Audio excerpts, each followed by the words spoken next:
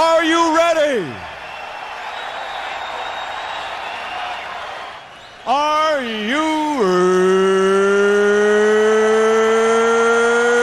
ready? For the thousands in attendance and the millions watching around the world, ladies and gentlemen, let's get ready to rumble!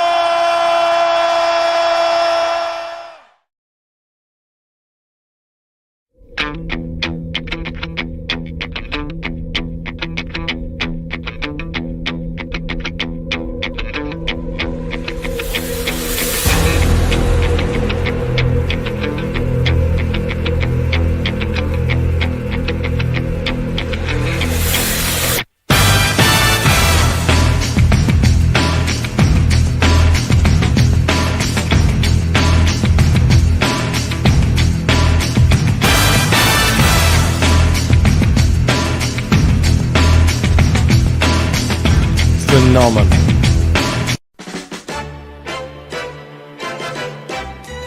You can get it riding, you can get it sliding, you can feel it coming on about 4. A hard-earned thirst needs a big cold beer, and the best cold beer is Vic.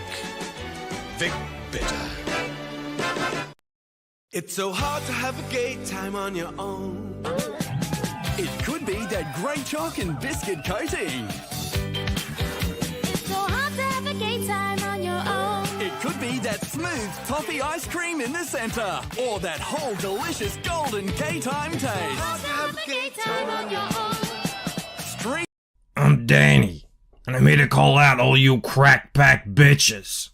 You think I don't see you there? I'm the OG of this shit. But you come after the king, you better come correct. I'm Danny, motherfucker. Who are you? Crack pack. You smoke crack. You better watch your back.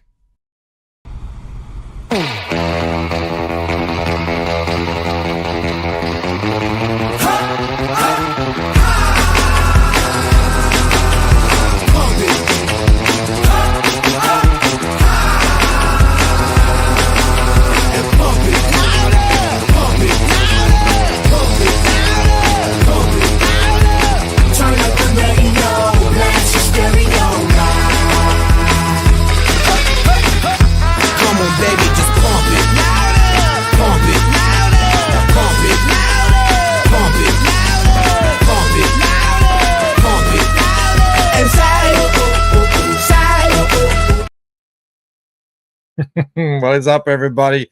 Hope you're well. Welcome to the rising tide of indie comics, which doesn't always make sense because some of them are old, but it is what it is. And we continue on. It is my Sunday, your Saturday, most likely. Why is the color all weird here? Well, it is what it is. Hope you are doing well tonight. Just 2 books tonight because I wanted to give the first one everything it needed. I just reread it. Mo says it's the Roisin title. I should totally call it that. That's a good one. Yes, Groken 2, which I did promise to get to a while back, but I didn't get back to reading, and got distracted on other things. So many global comics stories to tell. We will be doing the deep dive tonight with the camera and all. I have the physical copy in hand, just reread. I've forgotten things. I remembered things that I don't know if I even ever learnt. And you can see what t-shirt I'm wearing here. My UFO, one of my favorite t-shirts, actually. I don't bring this bad boy out all that often because I like to preserve it. But we've got Tony coming back on. He has just launched the Indiegogo for the new Star Noir, which I saw Amanda very graciously backed over on Twitter. We'll be chatting with Tony and seeing what his plans are for Indiegogo, seeing what his plans are for the 3rd book and forward. But before we get to any of that, Gerst, says Subo Thori. Gerst indeed. I said to him, I presume that's some kind of some sort of Hawaiian greeting, and even I typoed that one and said Jawai. I thought it was just time to go get a cup of tea at that point. Now he did get first, and I do believe I shortchanged him last time, so let me sort that out. Where is it? This is really annoying me that I'm so washed out tonight. What's going on, Logitech? Sort you out. I don't know if that really did anything, but anyway. It is what it is. We will continue on. What's up, Mark's Music Obsession? Tried to get in there. Just missed out. We got Gary G in the house. What's up, Gary? Hail Mo Biggs, the Golden Wrench. Don't go solo in the house. He would have gotten first, but it was predictably rigged. Have you ever gotten one? I don't know if you have. I think maybe a while back. You're probably saying, yeah, I've gotten heaps. Well, I have the memory of an elephant who is slowly going crazy. We got Edwin in the house. Welcome, Godfo Universe, who I don't recognize the name, but it's great to see you here. If you have been here before, again, I apologize. He says, nah, I'm slow and lazy. Fair enough. What's up, Philbo, Citizen Ronan, Tacitus Jones representing for the Rumble Gang. I had the link pinned there in the chat on YouTube, but I might swap it out for some Groken while we read that. And we'll put up Star Noir when Tony comes on. He'll be coming on in around about the half hour, I reckon. So give myself about 20 minutes or so to go through Groken 2. That's all we need. That angel girl in the thumbnail looks dope, dude. You won't even believe if you haven't seen some of this K-Rock art. Did I say Citizen Ronan yet? Probably did. That's all right. We'll say it again. What's up, Raiden? All right, let me say hello to Cranberry Langes. Let me say hello to who else? Gottblade, Jav Styler. Great to see you here. Should you cover your eyes? Asked Gottblade. No. Open your eyes and expand your mind. We're about to dive into the world of Groken. This is the campaign. You can still get the third book. So we're going to read Groken. We're not going to read it. We're going to talk through what happens in Groken 2, the lead up to this. And we saw what spurred me on is that yesterday Kenneth said he's pretty much done with this book. So we should be expecting to see it soon, which is very exciting. The Rumble Gang, the boganist bogans. They're pretty bogany. Tacitus is over there. He says, Danny needs to mellow out and have a gay time. We've been trying to get him to do it, but to no avail. Mo says, if Joe Biden was Republican, that's the sort of elephant Bancroft would have the memory of. Exactly. All right. I used to have a video I would play for the deep dive, but I deleted it. So I guess we're just gonna do it. We're just gonna swap the camera over. Let me pull it here in front of me. And I don't have the fancy pants premium StreamYard, so I just got to manually tick it over there. Look, I made a little display. We've got some hails, some bows, some not too far. There we go. Got a little Ella card. Good to see. All right, and here's my collection. Now, we're not going to go through all of these, but I wanted to talk about them because they are important. When I first read Groken, where's the other one? Oh, it's right there. When I first read Groken, I didn't know I had these. These are the little ash cans that come with the comics. And, I wouldn't recommend it. I love these, by the way. I think they're amazing. It's got little black and white, sort of like simpler art with a little halftones on it. But these were especially this one, not so much this one, but this one was kind of the key for me unlocking the whole story. So yeah, I wouldn't recommend doing that to your book, but now that it's done, I treasure these. I'm really happy I got these.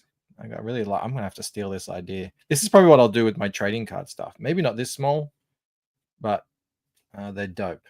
Anyway, Justice for Sumo. Why? What happened? Ever nab one of his originals? I don't have original art. What happened with Sumo? Did I miss something? I think I did. Doesn't even put me up in the corner. Oh my god, you're right. I thought I had. Sorry, Sumo. You're up there. You're up there. Sumo gets first. I didn't even put him in the corner. I'm a terrible host. My bad. My bad.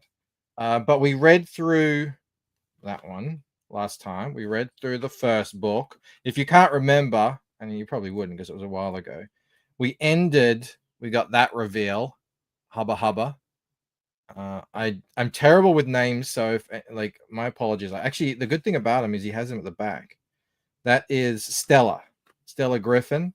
She's fighting this this guy. This is it a guy or I think it's a lady. I think it's a lady troll. Where's that big awesome double page spread? Where is it? There it is. Boom. She's fighting that. Groken's passed out. He's sinking into the ether. What else is happening? The old man still locked in the prison with his lovely lady that makes him his food that he loves. And what else is happening? Oh yeah, and these guys were showing up at the prison. They're the new owners. That's where we were. Art is awesome. Plunge cast. The art is, as Aldous likes to say, generational. There's really nothing like it.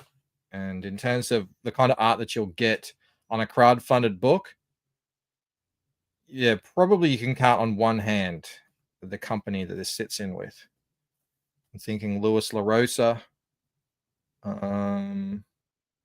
Yeah, it's a pretty slim little club with art as gorgeous as this. This Ashcan, this sort of little intro one, it's about when Groken was captured by them. That was at the start of the first book. So it's a little bit of insight into what happened there with these two little weird three-eyed dudes. Can't remember their name either. But a little fun little story of him almost escaping, but not quite. Not integral like the other one to know the story. Gotblade says it's amazing to watch him work. Kennedy, yes, Citizen. The Hall of Heroes. The Hall of godly art types. If those are good, does Kenneth color his books too? He colors, he letters, he does everything. And I think he's the graphic designer as well. And the graphic design in this book is bellissimo.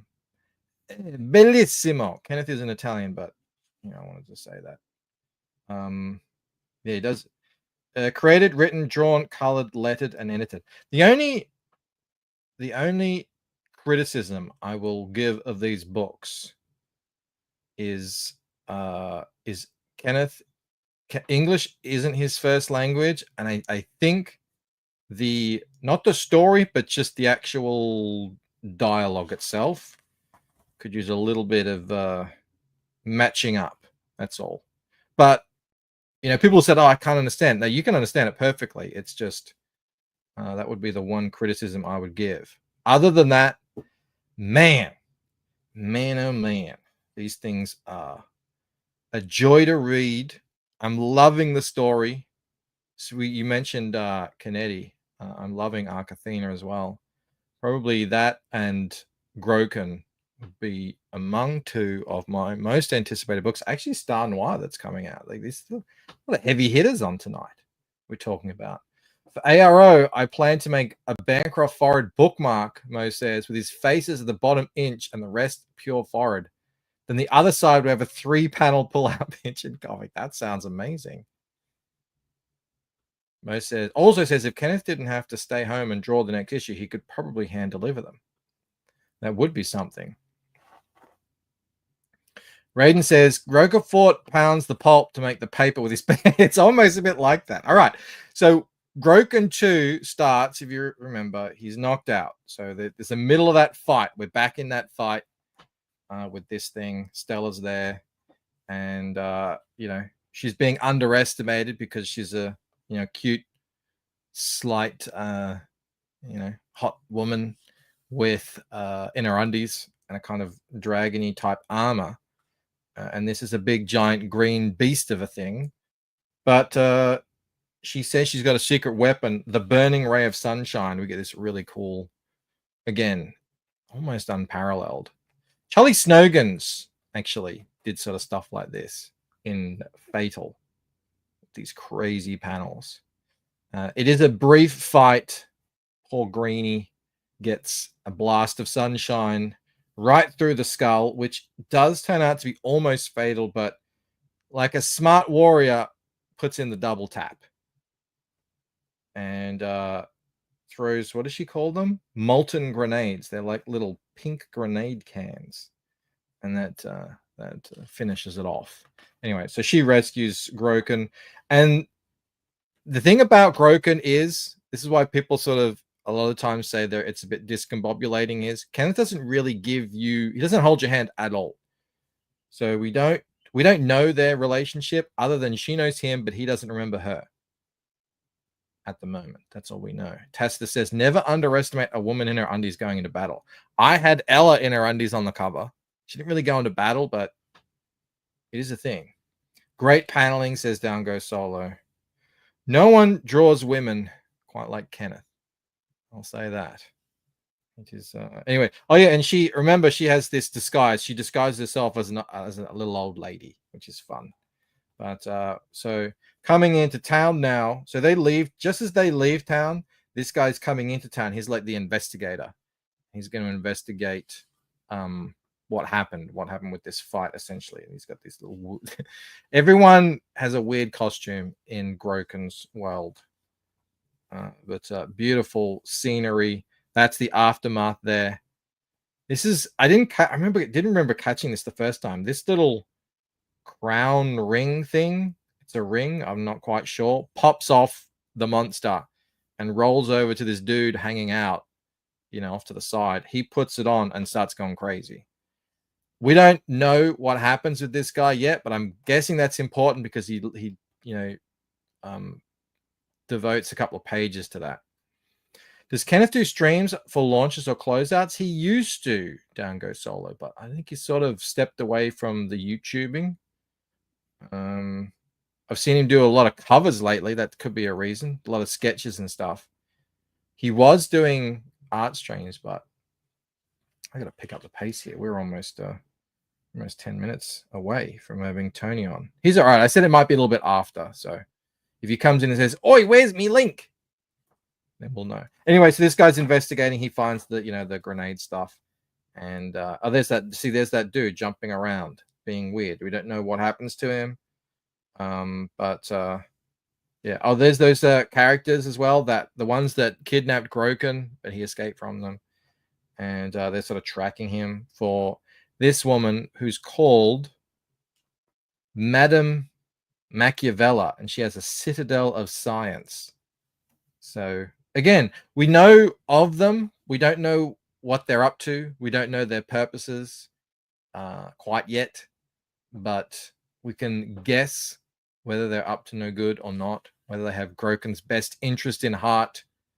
I'm guessing not for these ones, but I'm interested to see and intrigued. Again, this is another guy. So this little kind of pixie dude, he came in the first book. We don't really know anything about him. We might know his name if we look at the back. And he questions Stella in her old lady form. And she says, "Oh, nothing happened. It was just," what did she say? Like a gas pipe blew up. So beautiful. Again, every page is just, and the colors that you're seeing here are not as vibrant as what they are. They're pretty close, but they're not as vibrant. Mark's music obsession. Ozzy, Ozzy, Ozzy. Oi, oi, oi. What's up, Mark? Thank you for the bogan chat. And he chose a very bogan thing. Godfrey Universe says, Princess Zelda. Oi, where's me link? I was never big into Zelda, but now that you point that out, it's a little bit like that. Similar kind of characters. This is an interesting page because it follows the journey of Stella. She's got Groken in her cart, and it's reminding us of all the players in this game. So we've got Stella, Groken. This is, what's his name? Fernia something. Anyway, he is the formerly deceased knight from the first book that got brought back to life and now is being sent out by this guy, who is some kind of evil king. There's the investigator doing his investigating. I don't know who this is. I can't remember. I'm sorry, Kenneth. I can't remember his part in the story, but I didn't go back and read through all of one all that closely. So this chick here, she was with these two. We don't know about her. She looks like a bad girl. You know, she gets around naked, basically. She's got this cool helm. I don't know if you can really make that out. It's a bit out of focus, but so she clearly knows this elf dude. And they're like, oh, I'm still the only one who doesn't hate you. So I don't know what the deal is there. But again, all of this is kind of just setups. These arcs don't get completed in this story. That's what we're looking forward to in the third one. He's very much telling a story that goes across multiple books. We're back at the prison. These new weird, ugly dudes have bought the prison. That's the old man. And this is what I was talking about with this. This is where it was in this one you learned that this old man was looking after Groken when he was a kid. Very important to learn. But I didn't read that initially, so I was kind of a little bit lost. But anyway, this is the warden, and he's like, you get the prison, but you don't get the prisoner. So these two are going to go into it. We don't know the end result of what happened there. And that's the end of the scene. And what else is happening here? So Groken goes to his little... He uses that compass. We saw that in the first book. And he makes his way to his old little hidey hole. And it's kind of like an awesome bat cave full of scientific wonders and cool colors and, Kenneth art. It's got this thing, which is apparently very important. The Planisphere Celeste artifact. The one and only. It is the source of his father's compass. Which is, he was given that compass at the beginning. Anyway, all these characters are in here. Like, you got this guy here. He's kind of like, I guess he's sort of like the guard. You got this hunchback character here. He's one of the assistant scientists. I guess he's the head scientist, this old hippie dude with the rainbow glasses. And they're all just chilling there waiting for Groken to come back. And they're like, you got to leave because your staff that you carry, that you're sworn to carry, that one that blasted the hole through the big green monster, creates some kind of vibration that is going to kill Groken. So she's got to bounce. Obviously, there's a lot more that goes on here, but I don't want you guys to read the book. Downgo Solar says, I hope he offers oversized editions at some point. That would be beautiful. Amazing. So she has to leave, and she goes out the front and runs into these bandits who think she's just a little old lady, and she very quickly kicks their butt and steals all their stuff. Now, what Flavius? Yes, what did I call him? Can't quite remember. But yeah, look at that's very cool armor. I want to draw something like that one day.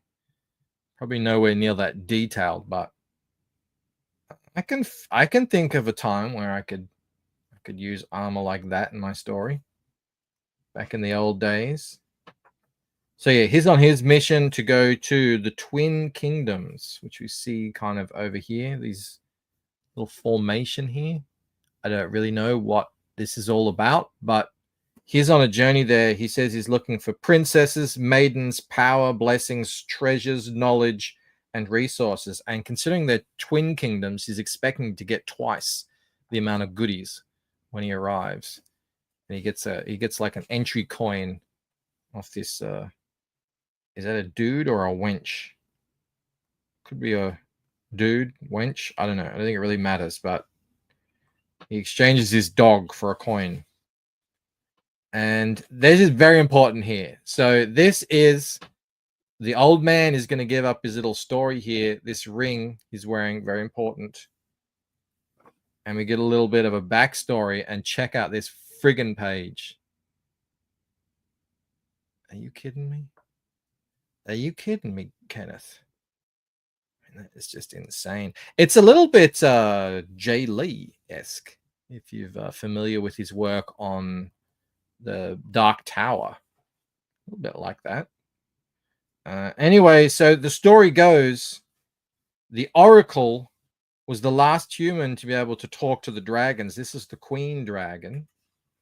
But forces were conspiring to kill the dragons, so she brought together a team, like a crack team of warriors and assassins or whatever, to vow to protect the last of the dragons. And look who's here. Flavius was one of them. The plot thickens. Also, this little kid, Enzo, very important, was one of them as well.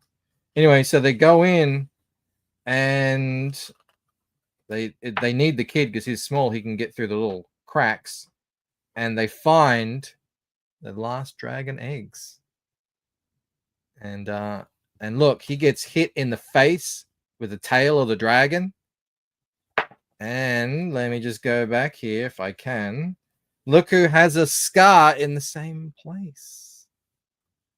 So yeah, that's him when he was young. Anyway, he brings the dragon, what do you say, into the human realm, and it's a girl, a baby girl, and she grows up like instantly into a woman, essentially. Look, here she's a baby, toddler, kid. By the time he comes out, she's already kind of, I guess, a young woman. And Flavius betrays them, chops off her hand. He's trying to get the ring and whatever, the dragon power. But Enzo, the little kid, and now the dragon human thing, lady, they run off. And she says, look, I chose you. I got the ring. And he said, it was our wedding. So I'm like, all right. Now, I don't know. This is all speculation. This is just me. Student says, I wish this comic was in floppy. Kenneth is really good at the spine. He really does pay attention to that, and he designed it for that. But I get what you're saying.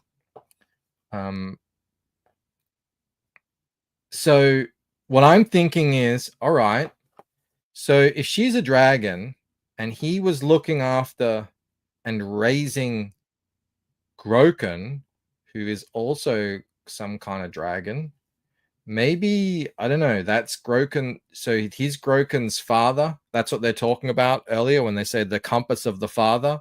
So he's the guy who built this, maybe. I could be completely wrong, but that's what I'm thinking.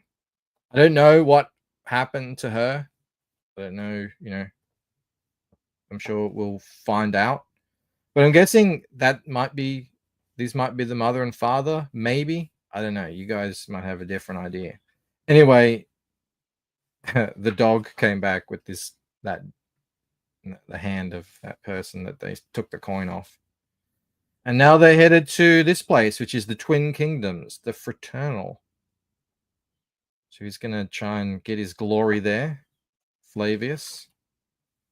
And back at the Groken cave, Groken's all better again. Check out that panel. Check out that page. That's friggin' wicked. Absolutely wicked. All right, I got a couple minutes. I really need to send the link to Tony. Yeah, I mean, we're kind of at the end here, but so now Groken is back to full health. He's going to go out and search for him, who I'm guessing is, if he's not his biological father, he's sort of like his father. He's the guy who raised him. And he's like, he suspects he's being kept in a prison. And then right at the end, this guy says, I have information concerning your mother. The cool thing about Kenneth's book is you can't really spoil it because Kenneth doesn't tell you anything.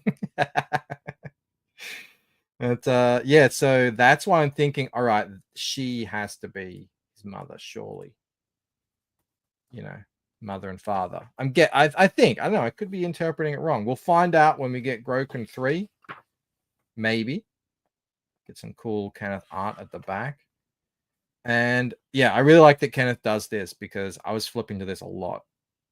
We find out that as Michael Teacher says, the old dragon human lady thing, her name is Evelyn. And And yeah, so man, I really dig it. I love this kind of story.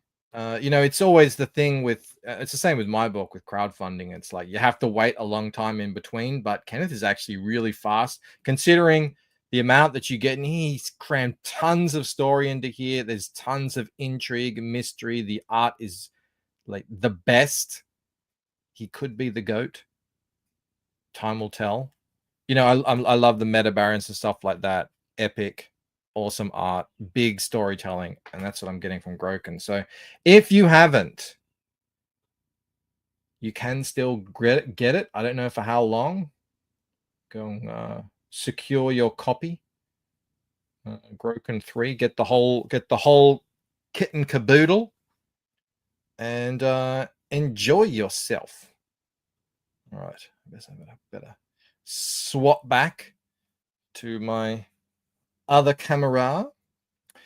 Clutch Boogie says, don't target. Yes. The guy picking his nose is the key to everything. Could be. That would be a Kenneth Roquefort thing to do. Groken, born as a beast, forged as a man. That's another key, isn't it? So he was raised.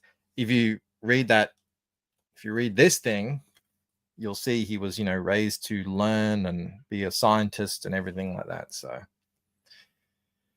if you haven't, says Citizen Ron, what the heck is wrong with you? I tend to agree. All right, let me send the link to Tony. We'll get him on here. We'll chat about the other books. I can move this over here. I don't need that anymore. Where's my Twitter? How do I do that? What am I doing? Man, super excited for Groken 3 to arrive. And the link is sent as we await. Those of you who don't recall, Star Noir. Now, this is a book. I mean, Tony just reached out to me. I didn't know him. I guess he saw that I make, I do these streams and stuff. And I can't remember if I backed it or he sent it to me, but I read the first one and I was so impressed, which isn't always what happens when people come up to you and say, hey, I got a comic. But Star Noir, it was this one here. That was the first one. I actually just only received these. I'd read them originally digitally, but it's set in, I believe, the 50s. I mean, it looks pretty 50s to me, and we've chatted through this a bunch. But 1947, okay, almost the 50s, 1947. And it's not Tony's art. No, it is. So Tony's the writer. The art is by Pablo Debus. The colors are by Vinicius Townsend. There's the man. What's up, Tony? What's up? How are you? I was just telling the story about how I came to be aware of your wonderful books here.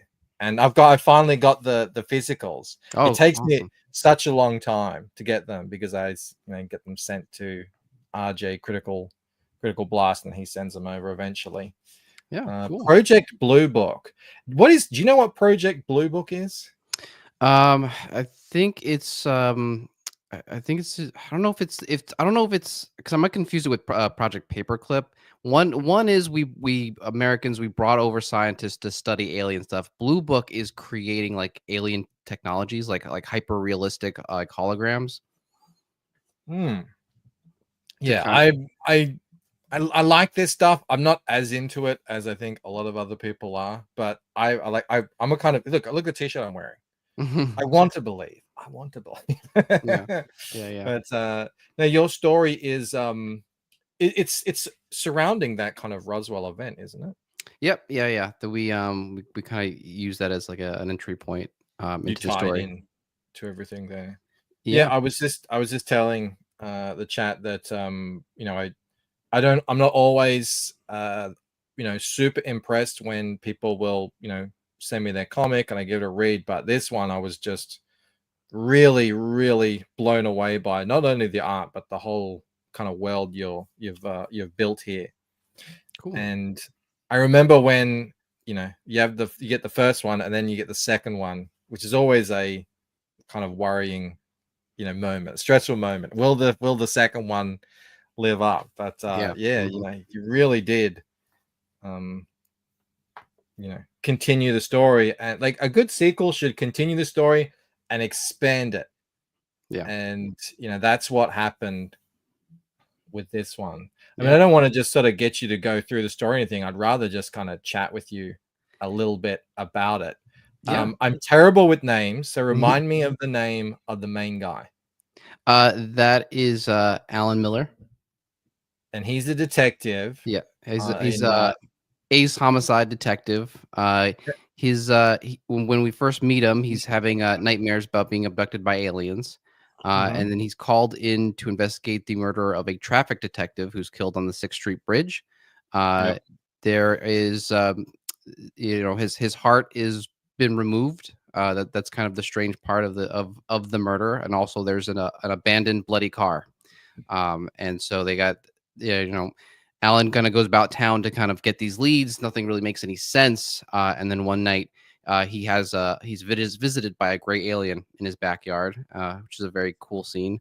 And the gray alien tells him that a shapeshifter who is posing as one of his fellow detectives, and the shapeshifter is responsible for killing that's sort of the big mystery of the end of the second one, isn't it? Or is he the poor young guy who unfortunately meets an untimely end at the end of the second one? Yeah. He calls in and says, he's one of, we know him. He's one of us. Yeah. And there was a great scene, actually. I'll show it here. You might have, I don't know if you have it on this campaign, actually. I probably should just look down and see it. There's a lot of that story there. So there's that car. There's him getting visited by aliens. Yep. He gets his new partner with a very mysterious way about him. Yep. Only Alan can see the alien's gray alien form. Everyone else sees a young kid. Yeah. And so I'm trying not to, but there's so much that actually goes into this story, and anything that we say, it is really worth actually reading, because there's a lot of detail and care that goes into it. Okay, it's not here, so I just want to just show a couple of pages. Sure. This is a great page here. The Stella scene. Yeah. So the whole thing is set in the late 40s. So it's got that aesthetic to it, and it's got that vibe to the story, that, noir detective thing with this alien twist. And again, she is not everything that she looks like either. She's got a pretty great scene right after that intro. There's a bit of a confrontation that takes place in there. I don't want to spoil what happens, but it's a pretty intense scene right after that. We raised like over 15K on the Kickstarter back in November, and as I've done with the previous 2 books, I do a second chance campaign on Indiegogo, and that's why I'm here to expand the readership any way I can. Expand the readership, help with the printing and fulfillment costs and everything. Is the book, the third book, completed yet? What's the progress? We have over a third of it in the can, so full color, full art, full letters, everything. I think we previewed like 5 pages in the original Kickstarter. 2 of them are now like they have their missing pages along with them. We're actually working on this Orson Welles scene that we tease in one of the pages, one of the preview pages on this one. It's a really fun scene. We get to recreate the movie Macbeth. It was filmed in 1947. That Orson Welles directed. So we weave him into the story. He gives us more information about the death of the traffic detective that I mentioned. The plot really kind of gets it thickens, as it were. More people start to get picked off. I think what's tough about story structure, act structure, is that the middle acts are always the ones that are the most difficult.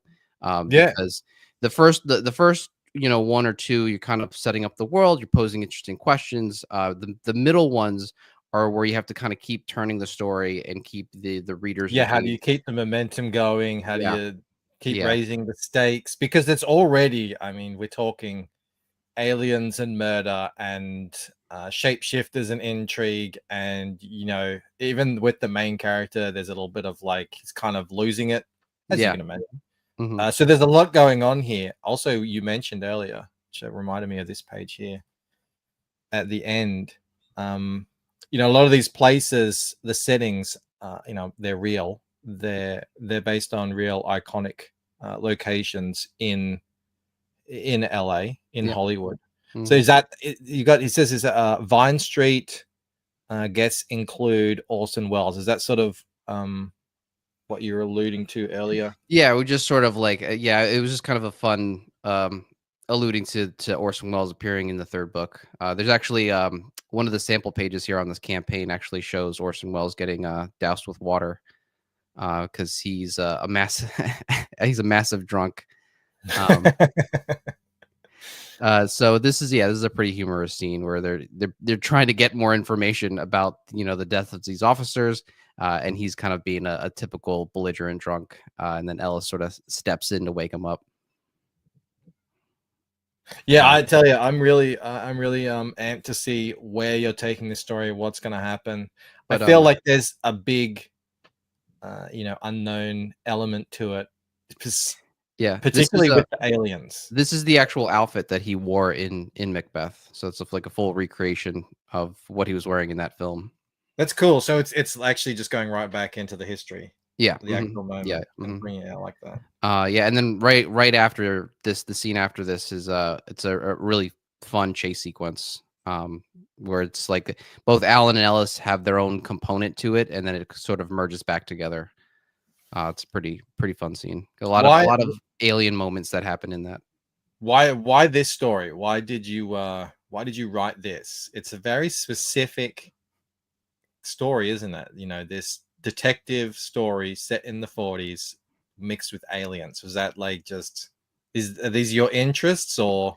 Yeah, it's a combination of my interests. I mean, I love the X-Files. It's a big show for me when I was Mhm. growing up. Yeah. And also like, alien conspiracies. I've spent the occasional weekend going down a YouTube rabbit hole, finding Mhm. really, fascinating stories about alien abductions. And then also just, having a love for old Hollywood, and the movies from that era, like all the fast talking, very snappy dialogue that they have in those movies. And I just thought this was an interesting way to kind of merge the two. It was so different back then, and they had that accent back then. Remember that all the actors would have that Yeah, transit, whatever, yeah, that yeah. didn't really exist, but everyone talked like that. It was 1947 and here in Los Angeles. Yeah. Yeah. You're like, no one talks like that anymore. No one dresses like this. I was watching a video recently about how slobby we all dress now, and how that you couldn't, at this time, you couldn't tell the people in a parade from the crowd watching the parade because everyone was dressed in their friggin' Sunday best. And now, yeah, we're all schlobs. I feel like a lot has been lost. But I'm right there with Yeah. you. I was a massive X-Files fan, when it was out.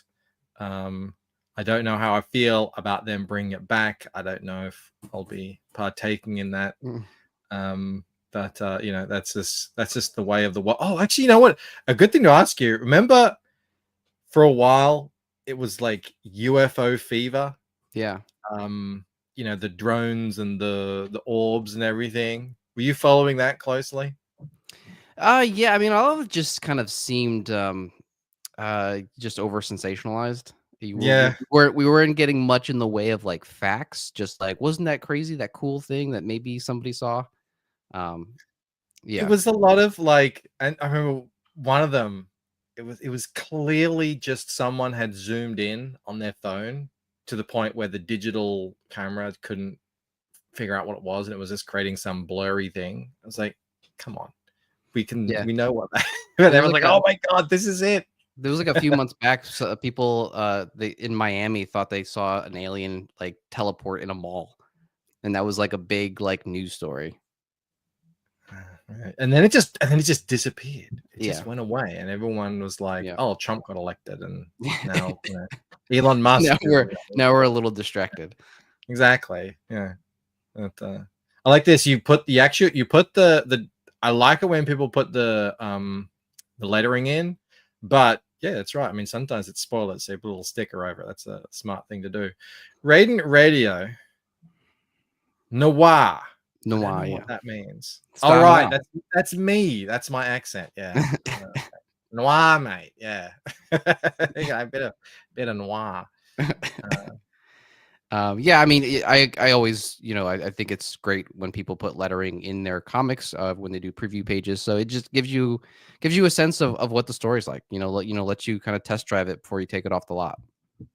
Yeah, and also for me, this might be a little bit of the snob in me, but I want to. I think the quality of the lettering actually speaks to the professionalism of the project. Mhm. Because a lot of people will cheap out on that sort of stuff, graphic design, lettering, the quality of everything, the presentation. Yeah. And I mean, I know a lot of crowdfunding is it's amateurs doing their first books and everything like that, and understand that, and it's fine. But this is one thing actually about this project that Yeah, I mean, having a good looking comic with terrible lettering is like watching like a really good movie, but with bad sound. It's just like, all right, well, it's still good. I just wish I could hear it a little bit better. So yeah, you definitely don't want to cut corners on when it comes to lettering. I like what Mo says here. If Bancroft pronounced noir properly, it wouldn't rhyme with star. That's very true. They end the same for me. Star noir. Yeah, I know. Yeah, That's that theme. one of the clips I've put on TikTok that a lot of people have engaged with is you saying "Star Noir."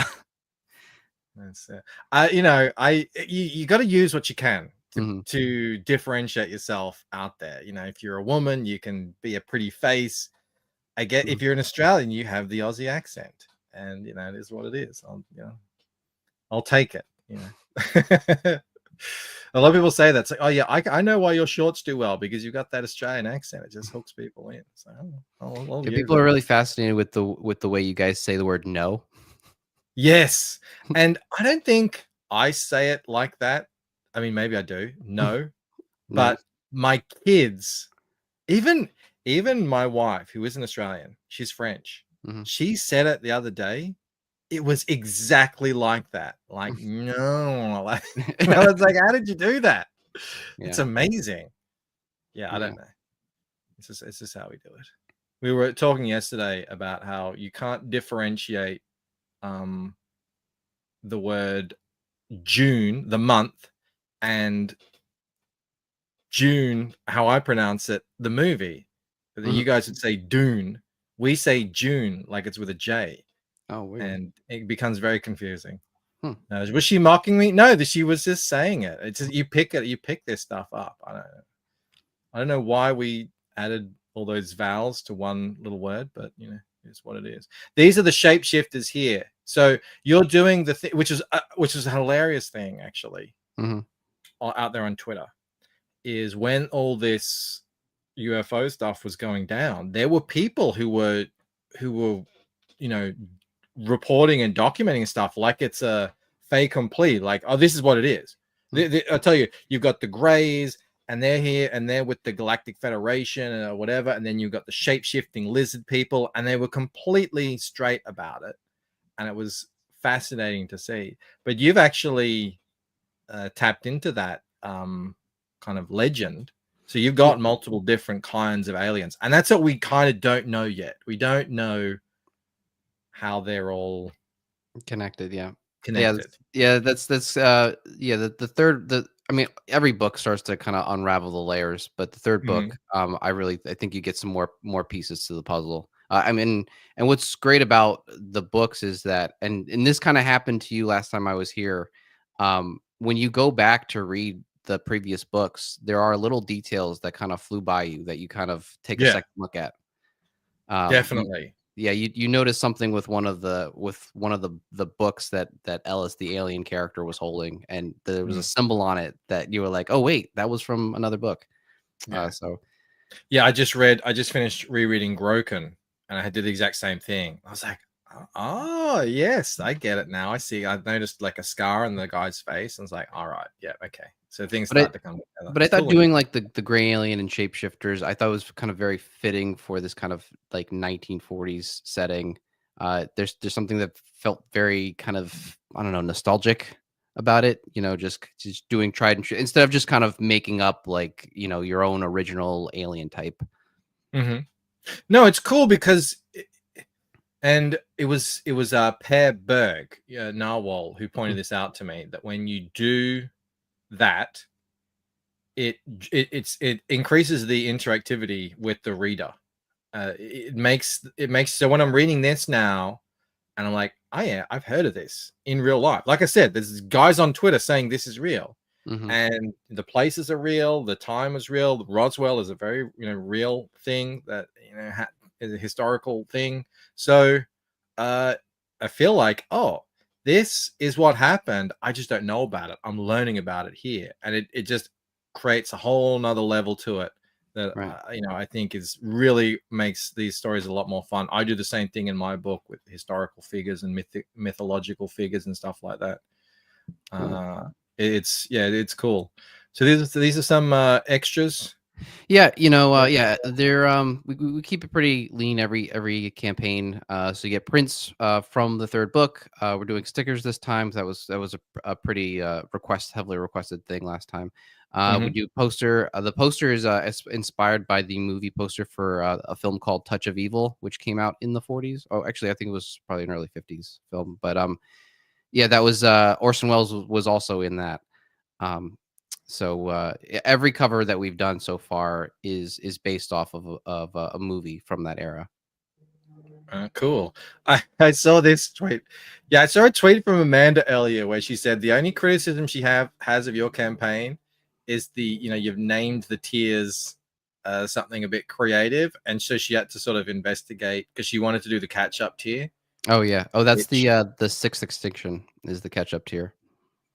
That's the one there. Yeah. There- So if there you it do is. want to get all the books, that's the one you want to get, the sixth extinction. Yeah. And you can get no, it's part of an ongoing series, Student of God. So we've already had 2. There are 6 here, and we're on the third one. There you go. And then there's how also often are you getting these out? probably Second probably once a year. I think Mhm. I think from first Kickstarter to like at your doorstep, I think that's probably about a year. Very cool. Also cool. Gary G just back at number 8 Cool. for the Thank you. 6th extinction. Awesome. Hello, Akuma. You're gonna have a great time. I mean, yeah, I the reaction to Star Noir it's been pretty awesome. I mean, I did a cyberpunk comic before this. It did not nearly get the same sort of response that Star Noir has. There's almost like a lightning in a bottle quality to Star Noir. Yeah, I've always said selling indie comics is really tough because there just isn't that many people who are looking for indie comics. But there are tons of people looking for a really good story. I mean, that just never goes. That's a human thing. So if you can get something out there that hits with people, and it's just a good story, married up with some really cool art, that's what I think makes the difference, and that's why people have such different experiences in the indies. Because sometimes just whatever, it isn't clicking. It's harder to sell, but no, yeah, I again, I hate to sound like a broken record, but I do swear by this book. It really is a really good read, and I'm looking forward to seeing where you're going with it. All these posters and extras and add-ons. Yep. We get posters from the previous books. There was a black and white one that we did last time that people really liked. I still have some of those. We did a Stella Belafonte print. You showed her earlier when she was singing in the club. So we did a 1940s pinup print that was inspired by art from that era. Just don't get her angry. You don't want to see her angry. Yeah. And then this was the cyberpunk comic I mentioned. Just sort of like a Kill Bill meets the Matrix, kind of a revenge story set in virtual reality. And So and a this lot is of info. available on Yeah. this campaign as well. Limited Yes. copy. I'm running out of physical copies, so the physical copies are limited, but you can get digital all day long. I've got maybe 10 physical copies left. Let's just do a little shout out to the team: Pablo, Vinicius, and Marco, who do all the art and lettering and everything. They are so incredibly talented and so smart. One of the things that Pablo added to the story. I mean, he just has the way he visualizes all the panels is great. But one of the things that he's added every time we show an alien, he always suggests putting obscuring the image a little bit, kind of either putting them in shadow or blocking their face or doing something, and it adds an added layer of horror. Like we can't quite see. Mm-hmm. So that's a really interesting thing that he does. And Vin, I mean, what can I say about this, about the colors that he brings this whole story to life? It's got this very vintage style to it. I am usually sometimes a little critical of when the colorists stick with kind of local regular colors, but in this book it really works because then he'll contrast it with, like, say for instance, an event like that, which is it's different, and it really does hammer home the strangeness of everything going on, that it's colored in this style. Mm-hmm.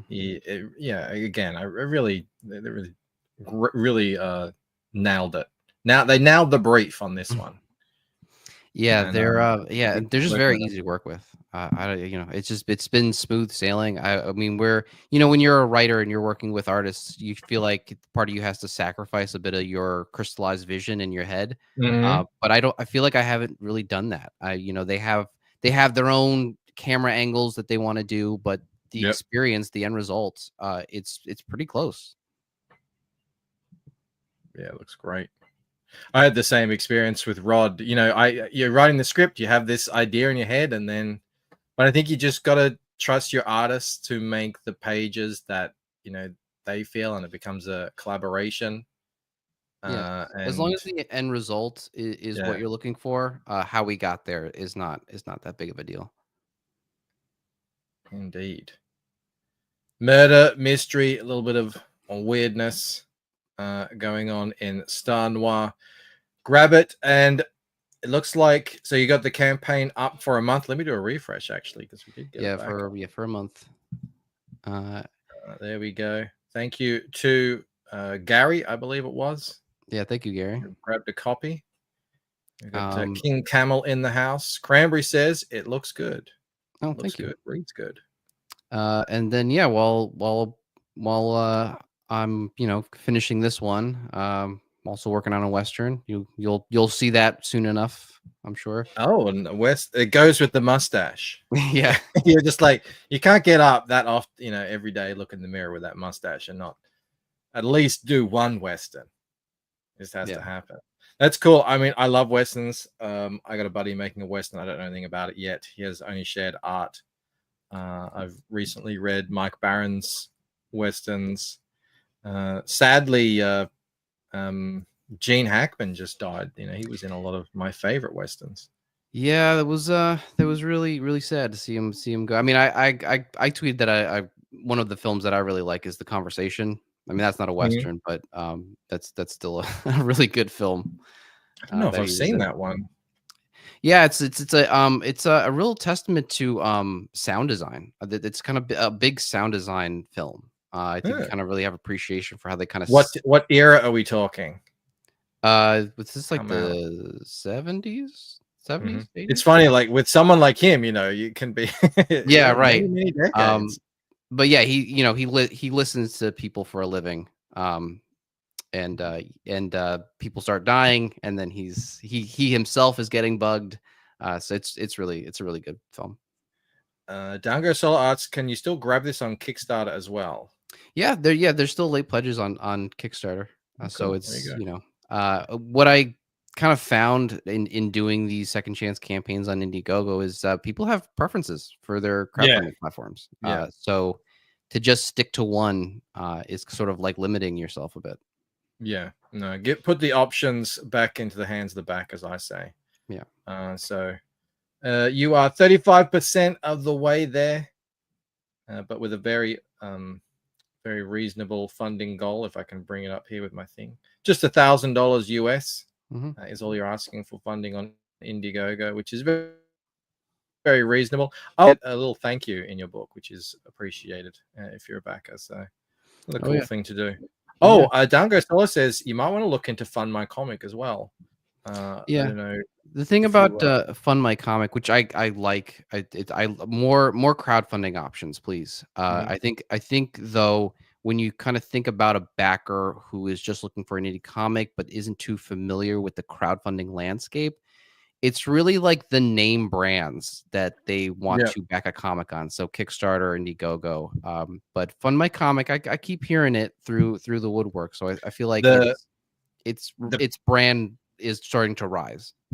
Yeah, and you can imagine, I mean, coming in this late into the game, very difficult to do. But I will tell you that the people who back on there are very passionate about Fund My Comic. They really want to help support it.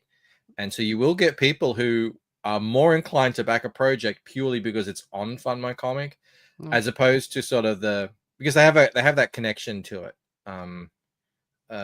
Because they like the mission. Luke is trying to do a very sort of free speech kind of approach to it. A lot of comics that have gotten kicked off either Indiegogo or Kickstarter end up there. So people are pretty passionate about it. I haven't put one on there yet, but that's only because I've got my own website and I sort of feel like it might end up being redundant, but I might end up doing it with the next one because, like I said, there's a lot of really passionate backers over there. So at least give it a thought. Yeah. And by the way, he does charge less too. That is true. Cool. It's good to know. All right, we are going to end it there. Thank you for coming back on. Yeah. One last thing? We see you've got it's about a third of the way done. Do you have a kind of estimated delivery date? You think we might be seeing this book? Well, I feel like, every single time I always aim for the summer. But then there are little delays with like shipping or stuff, stuff coming from overseas. So it feels like they consistently get shipped in like August. That's usually the average about when these books get sent. Yep. It's not too long. I like the sound of that. But we work every day on it, so it's not like we're hanging out. I'm really looking forward to it, so I can't wait. Everyone can go follow Tony over on Twitter. What's your handle over there? T/J. T/J. There you go. There you go. And all right, everybody, that is going to be it from me. I hope you enjoyed both of these books, and hopefully you can go out and support one of these two fellas. And that's it for me for the week. I'll be doing some more shorts, some art streams. We'll see you for the art share next week. And see you. Bye. Perth made an Australian video and I wasn't even in it.